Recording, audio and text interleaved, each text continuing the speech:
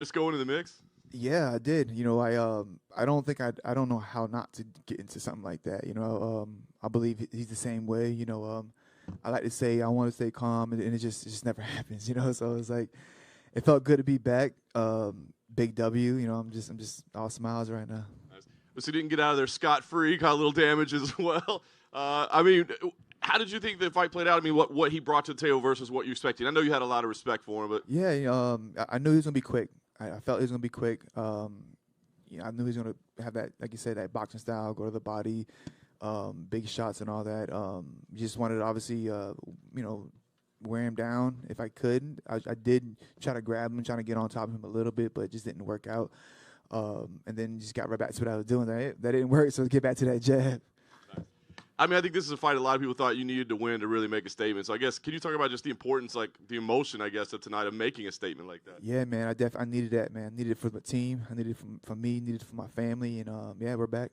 Love it. Last thing for me, there's a whole bunch of interesting matchups for you at the top of the division. Now you prove that you still belong there. Give us the idea. I mean, you had a year away. Is it let's turn this around quickly? Is it take some time off? What's the plan? I would love to do Figgy versus Font, man. Figueroa, I would love to introduce him to the 35 division. I think that'd be a fun fight. I think, I like fighting big names. I definitely don't want to fight backwards, but I think me and him would definitely be a great fight. Right in the front. When Chris Rodriguez was in here, he beat Raul Rosas, another young fighter who had a lot of hype. I know you don't consider Adrian young, like you said at Media Day, but he said entering this, he felt like he had something to prove against Raul. Did you feel the similar situation against Adrian? I want to say I had something to prove against Adrian. I think I had something to prove for myself. Obviously, I think I needed that for myself. I needed to remind myself that I'm still here. I'm still that guy. And if I get going on anybody, that's exactly what's going to happen to everybody.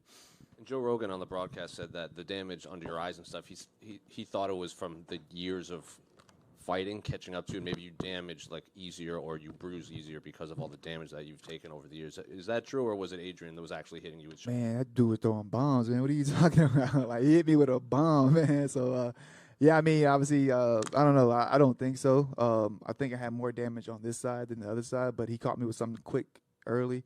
I didn't even necessarily see it either, and yeah, he hits hard.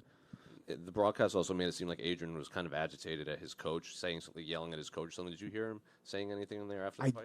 I didn't hear what he said, but I saw it. I was like, I know he's not saying that was an early stoppage. I seen his eyes roll back like twice. If anything, I was like, ref, what are you doing, man? Save this guy. But yeah, I don't know. That sucks. I don't know. I don't know what he thought. Like, I don't know.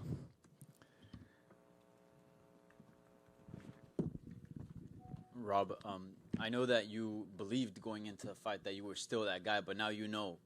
So is it relieving to kind of match the belief with the factuals? Yeah, 100%. I obviously losing to Cheeto and all those sucked, and I needed to bounce back.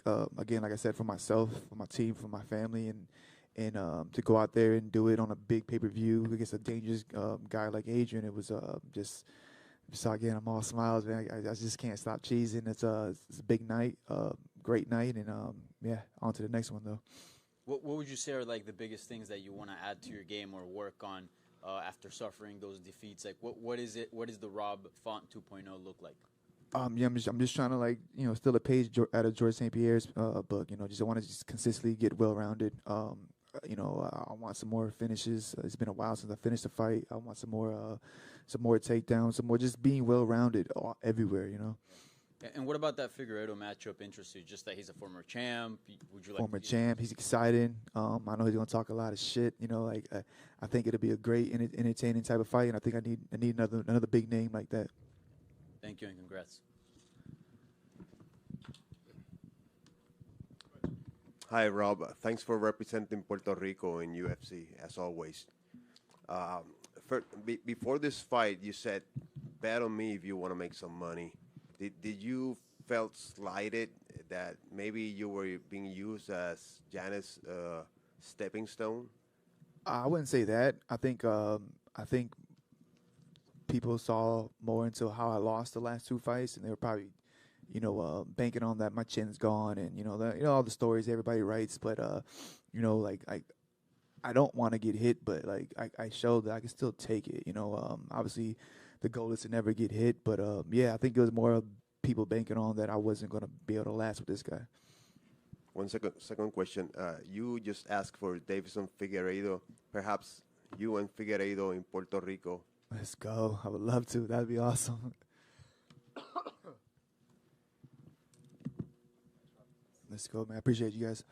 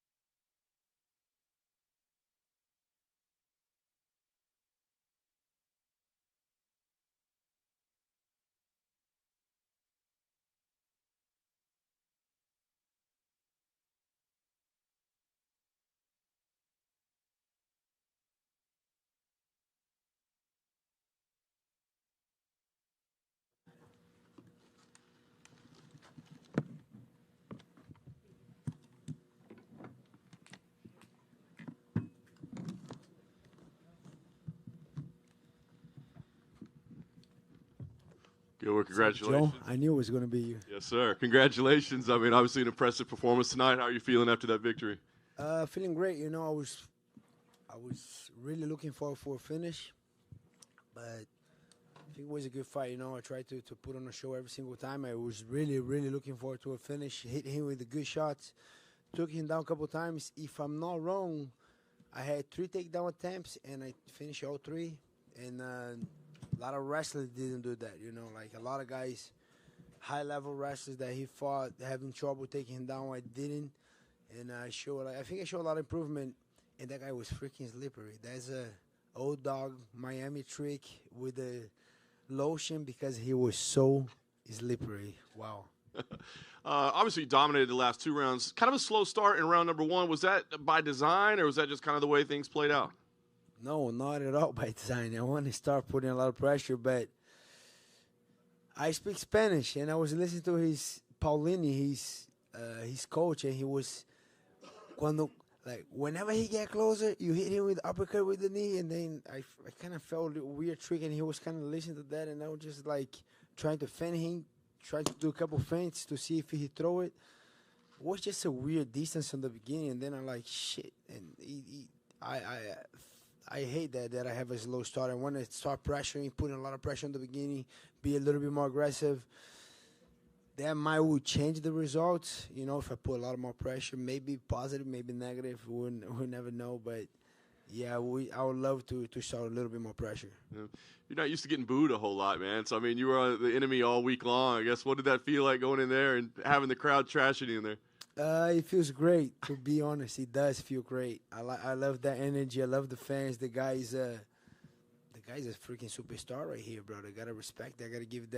I gotta give that to him, you know. And the guy, 52 pro fights, bro. That's not for everybody, you know. I respect the hell out of this guy, a warrior on my eyes, and plus the street fights that doesn't count, you know, the backyard. So yeah, a lot of respect to this guy. Nice. You called it, you know, title shot. I mean, you know the welterweight title picture as well as anybody. So how do you see this thing shaking out? I mean, do you think you're going to have to stand around and wait for a while, or there's going to be a fight? Like, what are you thinking? I almost chased a done deal, Kobe, in Lyon, in London, if I'm not wrong. It's almost a done deal. Everything, just the little details. I'm going to be a backup. I'm going to. I'm not asking. I'm demanding that I'm going to, because whenever they ask, anytime the UFC gave me a call asking for a opponent, I say yes. And now I'm demanding that I'm going out there. I'm going to do my training camp to 5 rounds. I go to London. I'll be the backup, and I'm the next online. I'm not online. I'm next in line to fight for the title. And otherwise, let me go, my guy. Let me do my thing, you know. These guys making $1 million here on the other organizations, you know, step up. That's it. I'm fighting. I'm a backup for the next fight, and I'm fighting for the title next. Right here. When you said that Jorge felt slippery in there, do you think he actually had something on him? 100%. I do believe. I know those old tricks those guys do. You know what they do? They wake up on Sunday and they take the first shower and they pass a lot of lotion on the body, and the lotion goes like the skin absorbs the lotion. And then you do that. After 3 hours, you do it again. And then after you do it again. And then after you do it again. And your body observes. Whenever you start sweating a lot, for sure he did that trick. 100% he did. I'm telling you, I'm not, maybe not. 100% he did. He was so slippery. Whenever if you guys have watching the highlights or try to see, you're going to see like he's bright. His skin's bright. That guy, I gotta give it up to this guy. The guy has all the tricks. Do you think if he wasn't slippery, you could have finished him? 100%. I didn't feel him strong at all. I saw a lot of little details that he does good. He has a couple good answers to get up. But remember, he gave a lot. I'm not even gonna say names, but he fought a couple high-level wrestlers. He lost those. I had 3 takedowns attempts, and I finished all 3. Whenever I get on top, he didn't got up. I think he got up one time. But that's it. I dominate the guy on the floor. If I have a less lotion, my guy, if I had a little bit less lotion, I think I could get it done. Bilal Muhammad was also in here. He was speaking with us, and he seems to think he might want to fight Kamaru Usman next if he can't get the Colby Covington fight. If you were telling like what do you think Bilal should do next if he doesn't get the title shot? To be honest, I don't like what I was doing. I was kind of trashing Bilal a little bit, but the guy deserves a shot too. You know, we're both in the marathon trying to get that title shot, and yeah, I think he's doing his thing. He just gotta fight the next guy, and I think he'll be right there. Me on him. I'm already demanding. I'm not fighting anyone. If you not give me a shot, let me go. That's on my head right now. I've been fighting anyone, anytime. You guys know already. I don't need to be the anyone, anywhere, anytime. But you guys know I've been fighting. I'm willing to fight anyone. I'm demanding a title shot, or let me go, bro. I'll do my thing, you know. And I think Bilal Muhammad is right there too, you know. You would be willing to go if you don't get this title shot, or if you're the backup? Yeah, let me go. Over. Going into the third round, did you think you were ahead, or you weren't even thinking about that? I think it was close, but I had a lot of energy going to the third round. I said, you know what, I don't even care. I'm just going to try to finish. Even if I was winning, I'm going to push the pace. I'm going to try to finish. Like I said, I want to finish so bad that I'll keep chasing that. Dan, I noticed that you were toe-to-toe with him in the third round, but then with about a minute left, then you decided, I'm just going to go for the takedown, and you did it. Was that because then you figured, all right, I got the fight, or was it because of the lotion that you mentioned that you weren't going to do it until later in the round? That too, but I kind of saw that I hit him with the hard shots, and the guy was kind of knocking down, came back. He was taking.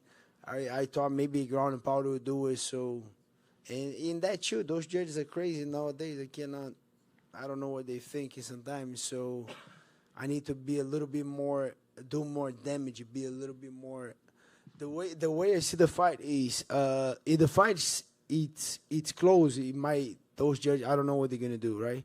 So the way I see, I gotta convince everybody, the judge, the guys at home, the media, the fans, everybody that won the round, and I think that takedown in the ground and pound at the end, he did it, you know, he did it.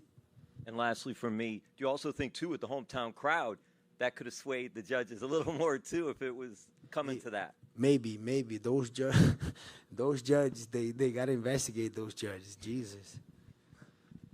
Gilbert, you know, your brand has always been, I'll fight anybody, anywhere, any given time, but now we're seeing a change. You're demanding this, that you're the next title contender after, you know, Leon and Colby do their own thing. What's changed?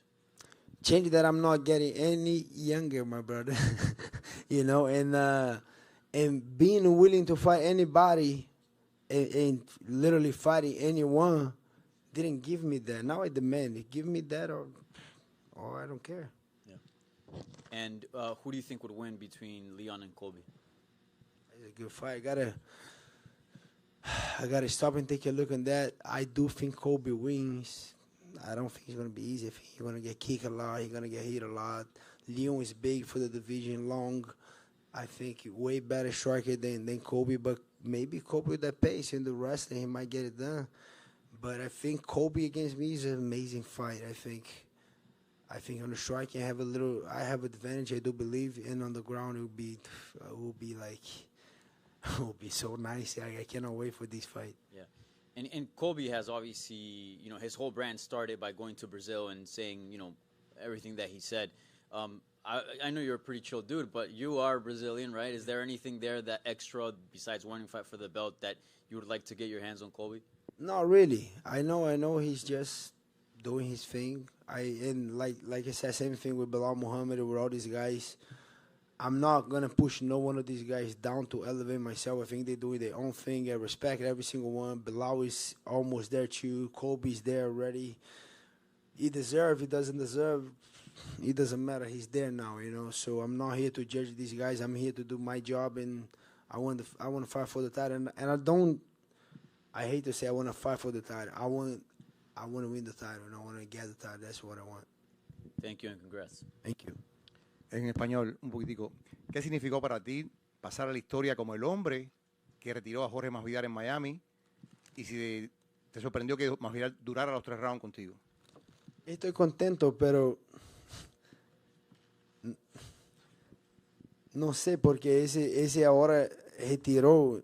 Si estoy contento que gané, estoy contento que todos en Miami tienen un respeto para mí ahora, pero ese es uma lenda para mí. Ese peleó durísimo, 52 peleas, y estoy contento que así un poco de una parte de su historia, pero y estoy, que como se retirou-se agora, estou contento que não ha ido um nocaute ou uma submissão, retiramos com uma pelea duríssima, pero sí, creo que esse será muito feliz, pero sinto que esse não vai pelear, sinto que não acabou ainda. ¿Tú crees que va a continuar? Não sei, O pero, al menos boxeo por ahí. O... pero creo que esse é peleador nato, não, a mim não creio que esse é para de pelear, esse é um peleador para sempre. Gracias. Gilbert, you said anyone, anywhere. In an event where you don't get that title fight, would you be willing to run it back with Kamaru again? 100%. 100%. If I really need to take a fight, I would be so mad. I would be so mad if they make me do another fight. I don't think I will do it, to be honest. But unless they say, hey, Kamaru or Shimaev, that's the true rematch that I'm dying for. That shit, okay, for this you will say yes. But other than that, no. Give me a title shot or I'm out. Mic drop on that one. Thank you, guys. I like it. If I knew I would do it before. Have a good one, guys.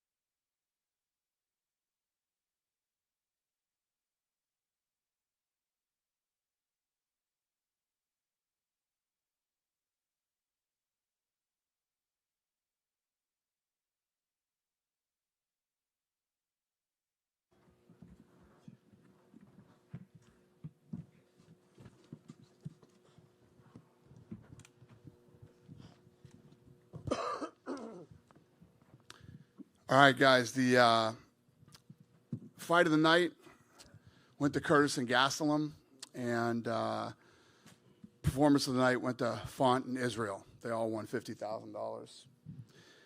The attendance tonight was 19,032, sold out, highest grossing event in the arena history. The gate was 11.9 million, sixth highest grossing event in UFC history. And there's a new sheriff in town, ladies and gentlemen. It beat MSG's last gate. Miami beat Madison Square Garden. Last gate there was 11.5, and it was the same fight. So unbelievable. When you think that last time we came here, we did a gate of 446,000, and now we just beat Madison Square Garden. So I've been saying this all week. Miami is like Miami reminds me of LA 10 years ago. This place is booming. I'm sure you felt it when I'm sure a lot of you are from here, but those of you that aren't, I mean, every restaurant is packed till midnight, 1 in the morning, people out in the streets. It's just like, this place is as cool and as hot and as incredible as ever. It was a really, I'm glad we came here. It was a cool experience. John Morgan. I was going to say, so when you said at the press conference, hey, we'll be coming back, I mean, do you think this is like an annual type destination for you now? Yeah, we're in. We're coming to Miami. This place is such a different place than the last time I was here. Obviously, I'm assuming a lot of this was built up, during COVID and all the stuff that went on here. It's just this place is at a whole nother level. It's incredible. A lot to talk about with the featured fights, but I just want to ask you real quick about Chase Sherman. Do you have an update on his condition or exactly what happened there? No. Okay, fair enough. He got sick. He was sapping a couple times, and I think he ate something bad, is from what I heard. Don't quote me though, because I don't know for sure. Right, fair enough. Obviously, amazing result in the main event. Israel Adesanya champion again. Thrilling second round, especially. I mean, just tension. I guess talk about the fight overall, what you thought in that win. Yeah, I mean, it was an absolute war. Israel Adesanya, I was saying this coming into this fight. I mean, this guy never turns down a fight. When it came time to fight Pereira, he was ready. Let's do it. I want to fight 3 times. I only want to fight the best. He lost. He was ready for an immediate rematch. I mean, this kid is and people were asking, in interviews leading up to this fight, do you think he's messed up mentally and do you think he's in his head? And I did not think that, because listen, a lot of these guys, a lot of shit is talked in public, like, oh, I want this fight, and then behind the scenes, it's a whole nother ball game. Israel Adesanya is not that guy. Israel Adesanya will fight anybody, anywhere, anytime, and the guy likes to fight 3 times a year, even though he has the belt. A lot of these guys get the belt and start making that really big money. I'll fight 2 times, then it goes down to 1 time, and you know how it goes. You've seen it, but not this kid. He's special. He's different.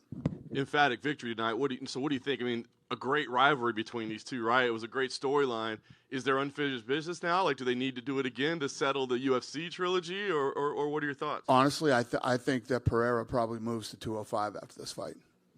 He's a monster, I know that he still had like 2 pounds to cut leading up to, there was like an hour left of the weigh-in, so, and, yeah. I mean, I'm not saying he's moving to 205, but I would assume he is. You guys can ask him himself, but it wouldn't surprise me. Co-main event, Gilbert Burns came into enemy territory, got an impressive win. He was here just before you and says, hey, I want to be the backup for the next title shot. In fact, he didn't say I want. He said I demand. I'm not asking. I'm telling you. Normally, you like attitudes like that. I love that. Do you put him in that position? Yeah, I love that. Why not? Deal. You got a deal. Gilbert got it done. And then I guess last thing, I want to ask you about Kevin Holland. I saw that he was talking to you. I mean, no surprise, he's talking to you during the fight, after the fight. But it just seemed like a weird week all around. That kind of didn't want us talking to him about other fights. Well, I guess what happened with Kevin Holland? What happened to him? Well, the reason I didn't want you guys talking to him about other fights is, guys, we're fucking 2 days before a fight. He's not fighting Jorge Masvidal. Whatever they got into, first of all, it creates shit backstage and at the hotels, right? When you guys ask them questions like that and they say something, we still got 2 days until the fight, and these guys run into each other backstage and everywhere else, and it's so disrespectful to their opponent. There's an opponent sitting up there that they're going to fight. And I just hate that shit. I get it. You want your fucking clicks or whatever it is you guys want to get, your little fucking moment that you can post, but I will fucking attack you if you do that. You know what I mean? It just causes a lot of bullshit backstage and at the hotel. And, but, it's like the time the stuff went down with Diaz and all those guys and Hamzat. These guys have fucking 20, 30 guys backstage. And just that shit just can't happen here. And you guys can't instigate it. What was he saying to you tonight? Crazy shit. I mean, I don't know what he was saying. He was yelling at me, and I don't even know what he was saying. It was crazy. Yeah, I don't know. Trump looked at me and said, "What's he talking about?" I said, "I don't know. Is he talking to me or talking to you?" And yeah, I don't know. I don't know what was going on, but yeah, he's had a crazy week. He's been acting a little crazy this week. Data, going back to Israel, you mentioned that he's kind of special, right? And he wants to fight as often as he can, but you've dealt with a lot of guys who are different mentally in the history of this sport, right? You've got people like Conor and all these who are kind of like artists. But in terms of mental strength, to be able to fight a guy who's beaten you 3 times, do you think Israel might be on another level of just self-confidence? Yeah, I just think, you meet some of these guys that are literally true fighters. They're fighters, and that's what he is. This kid loves to fight. He loves to prove himself. He loves to challenge himself. And he's a very unique guy, very unique. Yeah, I mean, even knowing already the celebration he was going to do, like seconds after he knocked it out, like having that stuff already pre-planned. Yeah, I don't know. You guys should really. Has he been in here yet? Oh yeah. Yeah, you guys should really dig into that one. I mean, how mentally strong this kid is, and like you said, like he believes in himself so much, and he's willing to test himself against a guy who's beat him 3 times. You know what I mean? And he comes out tonight and knocks him out viciously. Yeah, it's just pretty awesome. Jorge Masvidal appears to be done with the sport. Obviously, that's his decision, and whenever you hear a guy talking like that, it usually means the end is near. But he's also a fun guy like Nate was, where you can put him in big fights and he'll make big money for himself. Would you like to see him walk away, or would you be happy to see him stick around? Yeah, no, listen, as soon as you think about retiring, you should in this business. And he's made a lot of money. He made a lot of money tonight. And, he's got things outside the octagon going on, too, like Conor does, and some of these other guys. And I think he's proved everything he needed to prove to himself, and he's changed his family's life, and why not? Is he an example for younger fighters that are like, hey, your career might be going one way, but if you have one good year or the right fight at the right time, if you take it, you can change your entire career? Oh, that flying knee changed his life. You know what I mean? When he threw that flying knee, it changed his whole life. And yeah. Last one from me. I've always been curious about this. Donald Trump was here watching the fights with you. What sort of fight fan is he? Is he like a guy who wants to see a brawl? Does he want to see a technical back and forth? Like, what was he sitting there saying to you? So this guy calls me twice a month and will talk to me for an hour about fights that have happened, since the last time we talked. And he knows everybody. He knows, what they did and who they fought last. And he's a huge fight fan. Loves this stuff. Who's his favorite fighter? 3 guesses. Conor. Huh? Conor? Colby Covington and Jorge Masvidal. Should have probably guessed that. Yeah. Masvidal and Covington. Dana, what would you like to see Raul Rosas go from here? I know he had a lot of hype, and then he kind of ran into Christian Rodriguez. It just looks like a grown man fighting someone that might have been 19. Yeah, it happens. He's a young kid. I had that 2 rounds to 1, and he's got a lot of growing to do. He's got a lot of work to do. People love him. This isn't as damaging to him as nobody really goes undefeated in this sport. It's very, very hard to do. But he's just got to get back in there, get back on the horse, and keep going. Bilal Muhammad was in here too, and he said he would actually be interested in fighting Kamaru Usman next if he doesn't get a title shot or a backup shot or anything. I know you said you were interested in booking him against Shavkat in London. Is that still the plan with Bilal? To do what with him? In London, you said you were looking at Bilal versus Shavkat. Bilal was in there saying he'd actually be interested in fighting Kamaru because he's the only one ranked higher than him in the rankings. Interesting. Yeah, we'll talk about it. But yeah, the other fight is the fight that we wanted to do. He also said that he actually asked to be the backup in London, and it ended up being Colby Covington. Was that true? I don't know. But if he said it, then yeah, it's true. Yeah, he's a nice guy. He's not lying. Did you see his shirt out here? His what? His shirt? No. What? It was Colby Covington with a broken jaw. Oh, really? Yeah, it's been crazy around here lately. Your Africa dream is back now with Izzy becoming a champion. How is that coming along? Because I did speak to some people in Africa the last time we spoke, and they are building a facility in Nigeria. It's huge. That's what we need. We need some real infrastructure over there to go over there and pull off, a fight like tonight. But yeah, I mean, I've made it very clear that I'm focused on that. We're building the PI right down in Mexico right now. So once that gets done, we'll start looking. Lawrence, when will we start looking in Africa? Well, we're looking at Dakar, Senegal, which has a new arena. Thinking about that. There you go. Yeah, the Dakar Arena. He's the guy who sends people out to start looking. He's the guy that found the place in Mexico, and he's the guy that will find a place in Africa for us. Yeah, the Dakar Arena is like 12,000. It's hosted a bunch of events in the past, so yeah. Perfect. Kevin Holland. At this point, don't you have to upgrade security? First, Hamzat, now Masvidal. We have. I mean, like, nobody got in a fight, did they? Till you guys started trying to start shit and get stuff going, right? I mean, nothing happened. A lot of yelling at each other and stuff like that. But the thing is, you got to understand, these guys are grown men. So when Holland left the press conference that day, I told the security guys I want more security on him. And they told him when he got off the stage, you know what he did? He ran out the back and left by himself because he doesn't want security. You know? These are grown men, and we can do as much as we can do. Yeah. Last one from me. Africa has had 3 champions in the past. Now we have one back. What's the next thing for Kamaru Usman? I know he probably has to work his way back to the top again. What's like the next thing you might have for him? Yeah, I don't know yet. I don't know yet for Kamaru, but we'll get him figured out soon. Dana back here. Thank you. Yeah. Dana over here. Yep.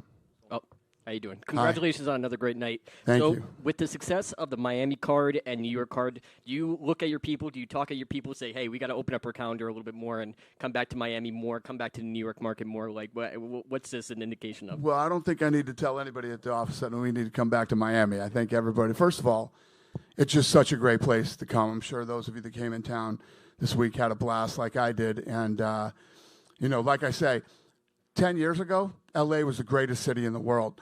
And I look at Miami now like L.A. was. This place is booming, man. This is a really cool city. Tons of great restaurants, hotels, et cetera, et cetera. And, you know, like I said, when I opened this thing, there's a new sheriff in town now, man. I mean, this thing was looking like it was going to be right behind MSG in Vegas.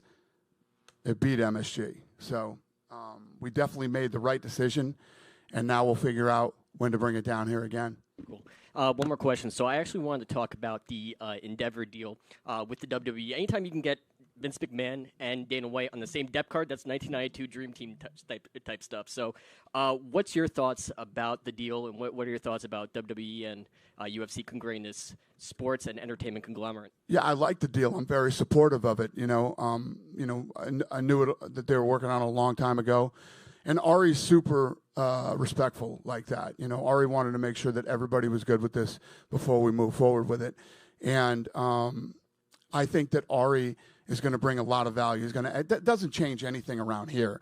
There's no, we had Brock come over here. We had Ronda go over there. That's all. If that's ever possible, if guys leave here and they love wrestling and they're good enough to do it, before this deal, we would have been good with that.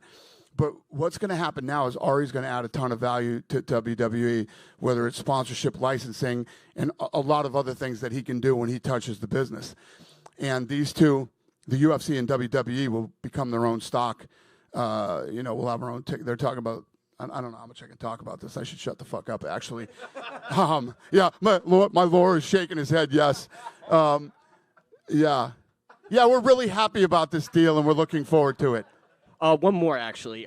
With Donald Trump in the audience, obviously, when you first bought the UFC, Zuffa, when you got the provisionary license in New Jersey, Trump Plaza, he hosted you guys. Now, all these years later, you see it, and now it's a huge conglomerate worldwide. Like, how cool is it that your friend who, was helping you at the beginning, now is a part of it, and now is watching it as it's grown to a mega sport? Yeah, I say it all the time. I mean, when we did that first deal at the Trump Taj Mahal, you got to remember, and it's hard for a lot of you to even think about this because of where the brand was at that time and what it meant. But he saw it, he got it, he cut us that deal at the Taj when we went there, got there for the first fight of the night, and stayed there till the last fight. And he did it both times that we were there. And tonight, he got here tonight at 7:30. He's here at 7:30, and he stayed till the last fight and then left. He loves the sport. He loves the fights, and like I said many times, he's been an incredible friend to me. Thank you very much, Dana. Thank you. Hey, Dana. Joe Pyfer, he didn't get the bonus, but he's been nothing short of spectacular. Great Contender Series and his 2 fights, spectacular finishes. What are your thoughts on his performance and where we go from here? And he spectacularly beat a real guy tonight. I mean, that was a great performance. He didn't win, but, you know, I'll take care of him. And who was the other kid that we were going to I brought him in the back, and, we're going to take care of him too. Yeah. How important was this victory for Calvin Gastelum? Because he had that injury. He lost that fight. He had to come back to this. How important was this for his career? Yeah, he's a dog, you know, and he fought tonight like the old Calvin. You saw him go in there and go to war. And, you know, he comes back, he wins fight of the night. It was a big night for him. Not to be overlooked, when Donald Trump came out, you had Kid Rock. I don't know who planned the choreography, but you had the music going on, him next to him. Who synced that up? Because that was perfect. There was no choreography. I mean, it just we were all back there together. I'm good friends with Kid Rock too, so we were all back there. We're all friends, me, him, and Trump, and we walked out, and the DJ played American Badass. You know, it wasn't. There was no choreography whatsoever. We were just. The show was about to start, and we walked. Well played. Thank you. Dana? Yep. Welcome back to Miami. Thank you. I was one of the few there way back when for that show, and just to see tonight, it was amazing. Thank you, Crowd, sir. Electricity. I'm just curious, what do you think over those 20 years has helped grow MMA and make it so big here? Because it was dead back then. Well, 2 things. Well, you know, it wasn't dead. That was we were just growing the sport and the brand at the time. But Miami isn't the same place it was when I came back then either. Like I say, this is a completely different city. This is one of the most powerful cities in America now. It was not what it is today. Like I keep referencing L.A. because when you think of L.A. 10 years ago, it was probably one of the, if not the coolest city in the country. Not so much today. Miami is on a whole nother level, man. This place has boomed. So if you look at the growth of the UFC, the growth of Miami, it was the right time to come here, and we were right. We had other options, and we looked at other options, and we pulled the trigger on Miami, and we're all very happy that we did now. And with that said, you were here in Sunrise, Fort Lauderdale a few years ago. Yep. And that show did fairly well. No, they were very good for us too. Yeah. So did that help too in making the decision, or not really? If you look at what we've done in Florida since 2020, and again going through COVID, we had Florida and we had Abu Dhabi. So, you know, we've been bouncing around here and doing well because of what the mayor did for us. Up in Jacksonville. Yeah, we're going back again. That's our last. Thank you, sir. We appreciate everything you've done for us, and we're going to go back there and give them another event. Florida was very good to us, and tonight was amazing. And then lastly for me, I know you don't want to talk a lot about And it. I can't not talk about, not say something about your governor, too. Another guy who was incredible to us through, you know, COVID and everything else, and who also takes a lot of credit for how kick-ass this state is right now, too. American Top Team, Kill Cliff FC, even Masters MMA Miami. How has that helped, too, in the growth of this area for MMA? Again, credit to Dan Lambert, a guy who has spent his own money to not only take care of fighters, but, you know, create world champions and essentially help build the UFC and the sport. And lastly for me, I know you don't want to talk a lot about it, but UFC, WWE still will be 2 separate companies doing their own thing and not merging per se or anything like that. Right. No. It's you know, they're going to do what they do. We're going to do what we do. The parent company and Ari will help them in a lot of ways that they know they can help them. Some of the things, as much ass as WWE is kicking, there's a lot of things in that business that can be tweaked and can make a big difference, not to mention the fact that their rights deal is up. So their television rights are up, and when your television rights are up, there's nobody better than Ari Emanuel. Dana, just straight ahead here. Yep. Who are the transports to the hospital tonight? Did what? The transports to the hospital. None. No transports. Okay. Yep. And there's been a few reports that the UFC are coming back to London in July. Can you confirm that? And, well, I'm guessing that's a yes. Will it be a fight night or a pay-per-view? I'm working on it, and I want it to be a pay-per-view.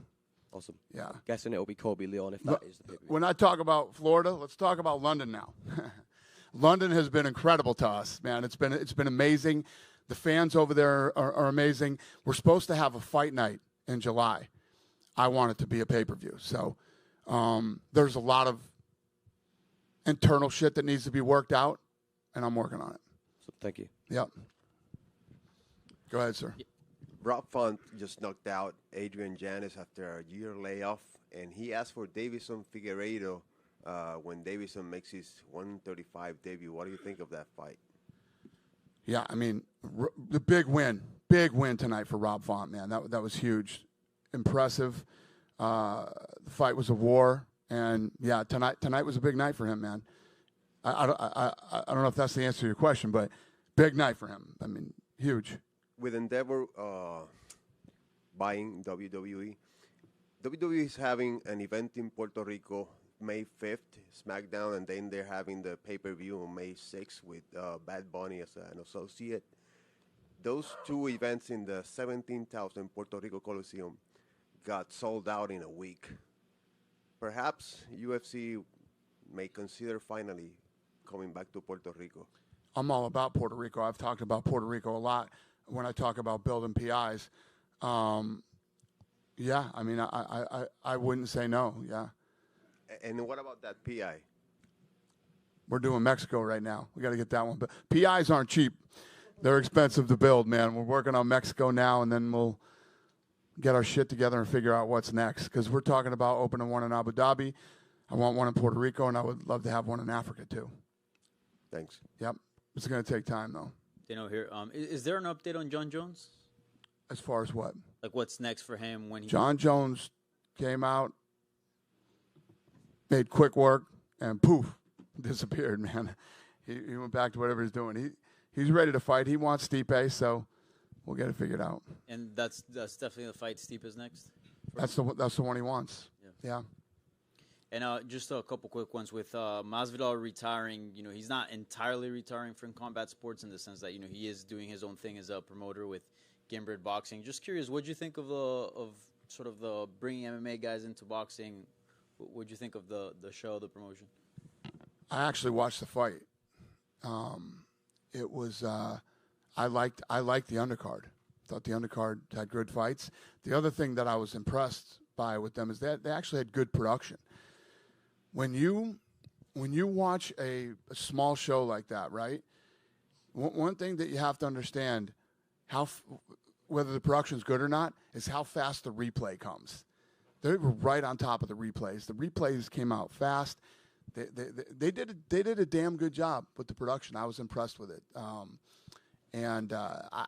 thing that I don't like is 50-year-olds fighting. It's just not my thing, man. So the co-main and the main, but the rest of the card was fun. I mean, Jose Aldo and Jeremy Stevens was an awesome fight. And then the boxing fights, the kid that was undefeated, I think he was Puerto Rican actually, right? Yeah. That kid that he fought didn't just show up for a paycheck. That kid showed up to win. It was a great fight. I liked that fight too. And yeah, I had fun watching the card. I was home Saturday night, didn't do anything, and I watched it. Nice. And I know a while ago you spoke about having some interest in maybe going down the boxing route. Is that still up in there or no? What does that smile mean? We'll see. Okay. Hey, Dana. Yep. It seemed like all the answers for Rosas in the first round, and then he had a bunch of questions in rounds 2 and 3. Who's this? Rosas. Yeah. Cool. Yeah. Can you talk a little bit about his performance? Yeah, I don't know. I mean, the problems he encountered. They were tight. This kid was obviously, you know, there's this thing with 18-year-old strength and 25-year-old man strength, you know, and the other kid was a really good grappler. So, like I said, this kid has a ton of room to grow.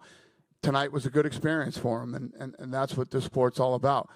And he was 7-0, but it's very, very hard to go undefeated and especially when you come into the UFC, and as young as this kid is, just if he was right in there. I had it 2-1, and yeah, he'll get better. Okay. He'll get better. Thanks, Dan. Yep. Hey, Dana. Yep. Here, please.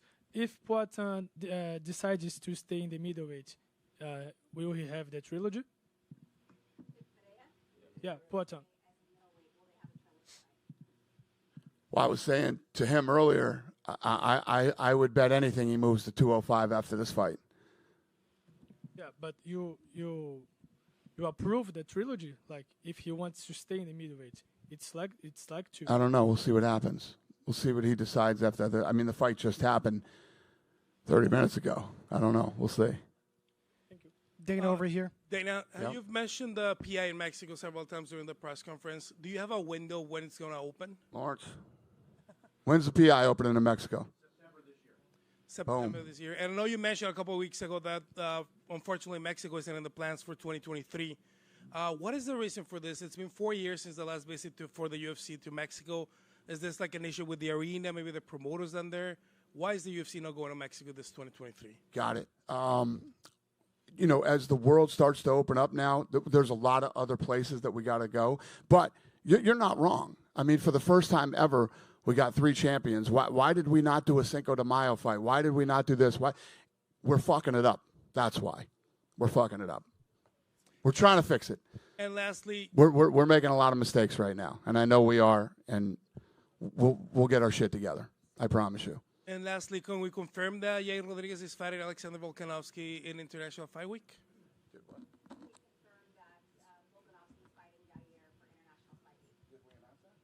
I cannot confirm that, sir. Thank you, sir. You're welcome. Hey, Dana. Hey, Dana, right here. Hey. Quick question. You're talking about all these other places. How about Canada? Toronto, Montreal? We're going to Vancouver. Awesome. Any timelines for that, or? Yeah, we're going. Huh? Yeah, June. June? Oh, awesome. Thank you. Dana over Yep. here. Where have you been? We announced that 2 days ago. Are you Canadian?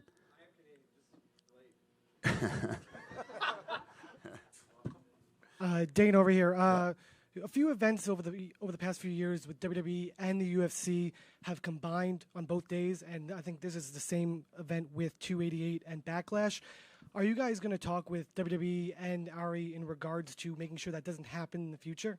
Well, I also think that anytime that we ever went on the same night, our fan bases are completely different. You know what I mean? I don't think there's a ton of crossover with the fan base. So it's not like it ever hurt us. Yeah. But maybe we won't. I don't know. I don't know the answer to that question, but I don't think it makes a difference. Appreciate it. Thank you. If anything, what I've started to notice is when you have, these type of things on the same night, you make more people stay home. And maybe people will watch both or whatever the deal is.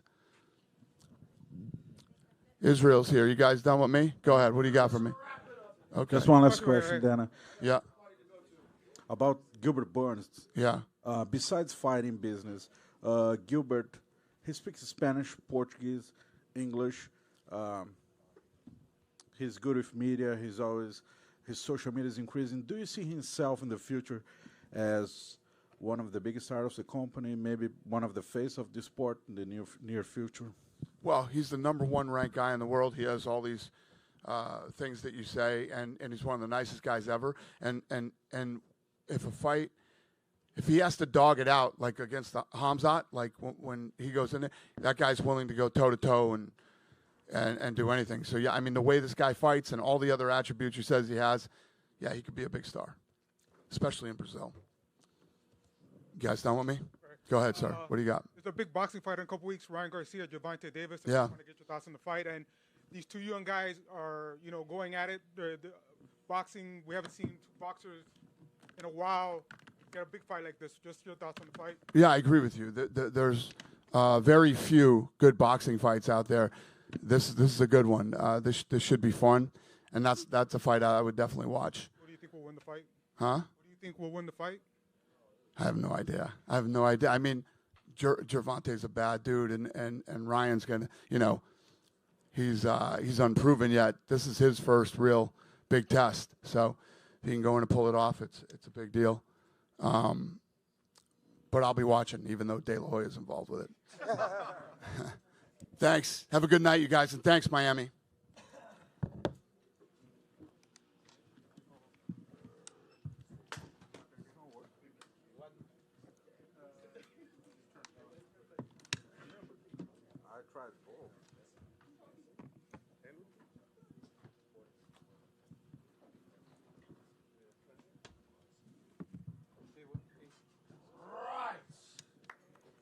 It's 2 o'clock. I got an after party to go to. I have obligations.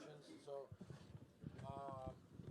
no fucking generic bullshit questions. Ask me some real shit that'll make me want to answer you. If not, I'll just go next. Well, the outpouring of emotion that we saw in the cage was pretty special from you. Can you put into words? It real. I meant every word I said. Like, leading up to this fight, if I didn't know me, I wouldn't believe in me.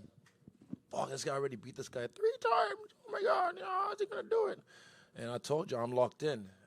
I'm coming for the kill. I'm hunting. So I did that, and I just wanted to show people the power of the human mind, the human spirit. You know what you can do, no matter what, no matter if they count you. I watched too much anime, seen too many montages when the guy Rock Lee gets knocked down and has to fall. Guy Sensei has to fight back up and then fight through adversity. You know, you never stay down. Wasn't a Rock? Even Mike Angle was playing Rocky 1, 2, 3, 4, 5, 6, 7 in the house all week. So I know you get knocked down 7 times, get back up 8. But as mentally strong as you are, were there any moments along the way where it creeped into your, like a little bit of doubt creeped in? You thought maybe this guy just has my number for some reason. That's human. That's human. I guess that's the human animal. It normally happens, but I just know myself. You know yourself. If you know yourself, no one else can tell you who you are. So I'm able to shut that out real quick. Most people just can't do that. They let that negative self-talk sit in there and starts to weigh down on them. But I've been through too much in my life to be able to let this kind of thing weigh me down. So whenever that little dirty tries to creep in, I tell it to shut the fuck up, and I keep going. Tense opening round, tactical. I know you said you wanted to put the pressure on him. How did you feel about the first round? It went quick. I was surprised. I thought it was 3 minutes. But yeah, I was on, bro. I was fucking on from the get-go, and I was hunting him down, and he wasn't comfortable with that. Was that a decision on your point to really turn it up in round 2? Obviously, the volume increased quite a bit. I just knew I could hunt him down. Every time I fight this guy, first fight, second fight, third fight, I always have him in the early rounds, and then I just give him enough room to breathe so he can come back in the later rounds. So this time I said, I'm not giving him room to breathe. I'm going to suffocate him. And, yeah, I embraced the dark side. I embraced the darkness so I could show him the light.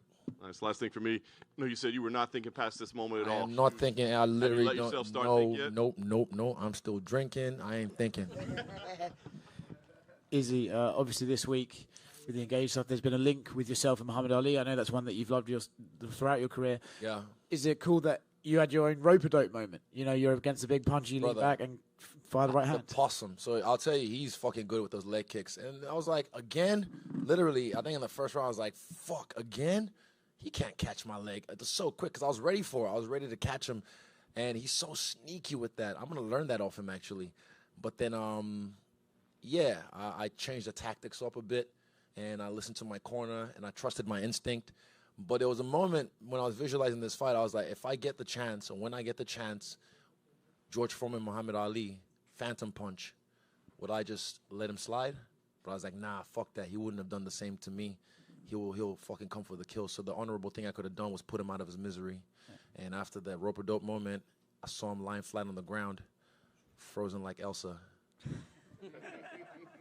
You also obviously had quite an emotional celebration where you fired not 1 but 3 arrows into him. I wonder if there's a significance to there being the number of 3 arrows. And then I'm sure you sort of motioned someone in the crowd and took a little dive. Oh, no, I'm petty, bro. I remember. So the first time he knocked me out in Brazil, his son came into the ring and then started to just lie dead next to me. And I'm like, you fucking little asshole. I'll whoop your ass if your dad don't do it for you. But then, I looked for his kid and I pointed at him and I saw him and I was like, hey. Just to remind him. I saw him backstage. We're cool. He's a great champion. He's a warrior. He is his story, bro. I mean that. I'm the antagonist in his story. He's a fucking beast, man. Coming from where he's come from, the adversities he's been through in his life to get to where he's gotten now and taking me out. the way he has, it's a fucking beautiful story for him. But like I said, tonight, it's not about his story. It's about my story, which is history. If this was an anime, that kid now becomes a fighter and comes. Bro, hey, man, if you can crawl, we can brawl. Couple more questions. What was the significance of the blue shorts? Usually we see you in green on Champions Cup. Bro, next time it might be fucking pink shorts. You know me. I'm a colorful guy. I think it was 16th March. I texted Tim. I was like, I want the blue shorts this fight. Tim was just like, okay. It just made sense to me because I was like, I'm going to be in the blue corner. I was like, I don't want to wear something that doesn't go well with it. So, last time was green shorts, red, they're complementary colors. Trust me, I know art. So, yeah, blue shorts, blue tape around the wrist. It made sense. And then I started to channel Nipsey a little bit. I kept on saying, everyone else can stay on the sidelines they used to. Because when it's time, I'm frontline every time it's on, nigga. And last one from me.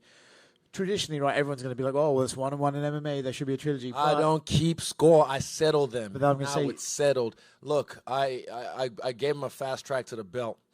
I could have said, nah, fuck no. Who has he fought? Like, he fought one top 5. Nah, but, he did well. Fought some all right guys and beat the fucking Strickland. I was like, okay, fine. There's no one else. But also, I was looking for that challenge. The guy that beat me in kickboxing, I was looking for that challenge. That's why I took that fight. The rematch, I got the immediate rematch because of what I've done in this game. I won the belt against Kevin. I defended against Rob, Romero, Costa, Vittori, Rob again, Cannonier. That's 7.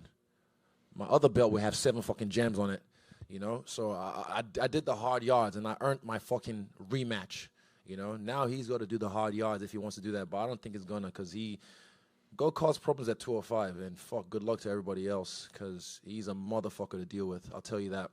Congratulations. Thank you, Oscar. Israel, over here. Okay. You're trending on Nigerian Twitter right now. I should be. Yeah, definitely. I want people me. I want to me. Yes, Israel Mobolaji Odunayo, Oluwafemi Temitayo Owulabi Omadesanya. Tell him, say. You're an African champion again. Look, the 3 kings still exist. Even like I said, with Poitin, no matter what, he's always going to be a champion. A lot of people will try and like write me off and like, oh, you're not the champion anymore. But I was like, bro, they still call me champ, and I'm still a champion. I still carry myself as a champion. So Kamaru Usman, Francis Ngannou, they're still champions. They're always going to be champions no matter what. Once a champion, you're always a champion. Sport is one thing that unites us in Africa. We had an election recently, and all the three major tribes were factioned. Tonight, you were uniting people. Nigerians were talking about you. The same people who were arguing and fighting each other just last week were talking about you. Talk about how important Israel, Bumaye, Israel, Bumaye, Israel, Bumaye. Look, fuck, I don't want to give this nigga no clout.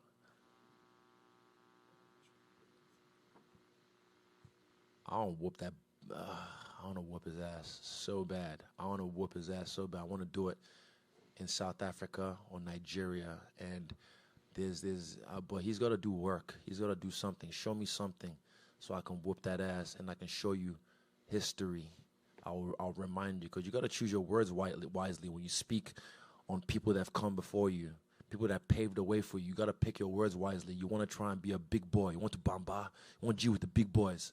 You got to choose your words wisely, but I don't want to give him no clout. But if he does work, and I pray to God he keeps winning, I will gladly drag his carcass across South Africa. Wallahi. You have bambaed on him now. Obviously, you're having a Jack and Coke. I'm sure you're not thinking about your next fight, but you like to fight 3 times a year. When do you think would be the time? I'm not even thinking of nothing like that. That's the last question, but I'm not thinking of nothing like that right now. I've been doing jeje. I've been a good boy, so now it's time to be a bad boy in Miami. Did Brandon Marshall? Mother's milk, please. Can I have another one? Hey, Izzy. Ike Feldman with NBC Sports. Did Brandon Marshall reach out to you yet? That's my dog.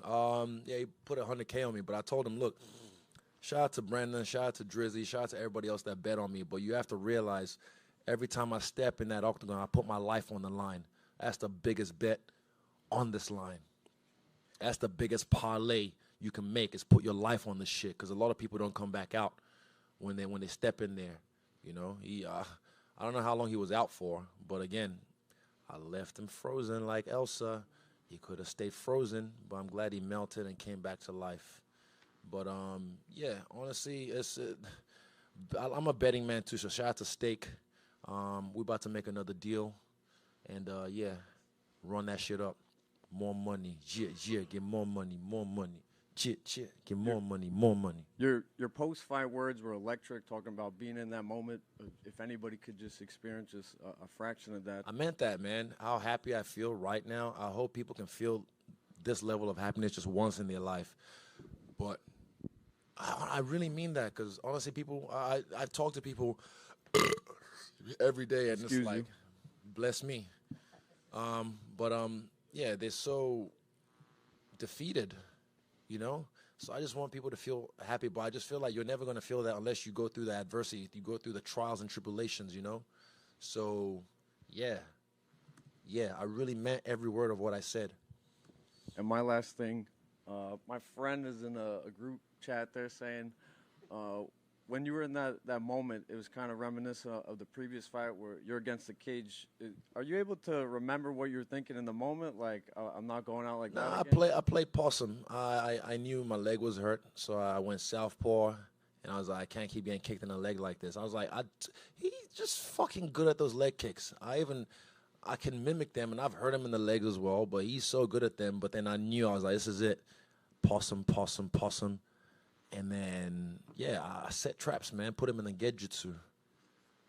And do you believe in cover jinxes? You were on the cover. You lost. I don't know if you saw this. I won EA when I was put on the him cover. No, when I was on the cover of the EA, I won. I won that weekend. I shot the cover with Masvidal that weekend. My bad. And I won. I beat the Drake curse. What did I say? What fucking curse? What I did, I framed the gloves and the wraps, and I wrote on the frame inside what fucking curse, and that was my gift to him, because he can buy whatever he wants. But that shit right there, that was priceless. So yeah, I don't do no juju like that. Like, my juju is different. You know, I'm a spiritual person. My family always praying for me. My parents always fasting, and they got my back as well. And yeah, we got it done. Israel in the front. A few more questions. I gotta go. After your win, you walked by us on press row and you were yelling, Type your shit. Everybody type your shit now. I don't know what, I've tuned out from everything. I don't follow no MMA pages really. I just like to, because I'm not as immersed in this game as a fan as I used to. I'm still a fan, but I'm not like following everybody else's career, because I'm really doing my own shit in this game, running my own legacy. So yeah, I was just saying, type your shit now, because again, I maintain what I said. I can do your job, you can't do mine. I mean that shit from the bottom of my heart as well. I can really, if I sit down and really immerse myself, I can study. I've done it before, but I just didn't fucking have a publication. But when I was a fan of this game, I studied everybody coming up. BJ Penn, Tyson Griffin, Sean Shirk, Rashad Evans. I can run numbers on what UFCs this happened. Even there was a moment, there was fucking Rashad and Machida linking up, and I was like, oh shit, behind the stage. And I was just like, UFC 98. What? Oh my God. And you made me not like you anymore because you beat my boy. Da-da-da-da. But then, yeah, I can do your job. Trust me. But I'm doing my job. So just remember that. Last one for me. I have to ask why you chose Headstrong by Trapped. Because the words, back up, I take you on. Headstrong, I take on anyone. The words spoke to me. And me and David were on the way to the airport, and it just came to me. I'm a vessel, I tell you. It just comes to me. And, yeah, I fuck with that track. That's an old one. And I haven't heard that in years. And I was like, this is it. This is the track. And, yeah, I think Jeff caught the moment on camera as well. It'll be on my documentary somewhere. Israel, right here. Quick question. Love the Jitsus. References to Naruto. Last question. Done with Alex or anything left there? Or on to the next one? It's done. I don't settle. I don't keep scores. I settle them. So it's done. He's had his story. Now it's my story. And I've closed that chapter. And, again, I'll move on. Where's the after party? 11 in Miami. So I got to roll. Yeah, Izzy. Yeah. There was a lot of turnover among champions like over the past few months with like Kamaru, you, Valentina. Like, why do you think that was? And then how does it feel for you to kind of regain the belt? That's the game. But also, I'm an active champ. I'm always fighting. I'm always. I've got less than 20 fights left in this game. I'll be honest. Is it? When I was in China in fucking 10 months, I fought 24 times, but I was China. Yeah. Oh, fuck, 20. Shit. Okay, maybe 2. Did I speak too soon, Tim? My bad. Oh, no, I meant like as in like 20 fights in this game. I just so I know like I'm gonna tick off. I want to fight different heads, different people. I don't want to fight the same guy again and again. I'm like, fuck, that's boring. And now I finally beat him. So if I didn't beat him, then fuck, I'll go again. But I beat him. He's beating me on the big stage. So now it's cool. We're done. Just 2 quick ones, real quick. Yeah. What felt better, winning the title for the first time or reclaiming it? Hey, man. They say it doesn't feel as good as your first time, that first nut. I'll tell you one thing. It feels even better the second time because you get to do it again and again and again and again.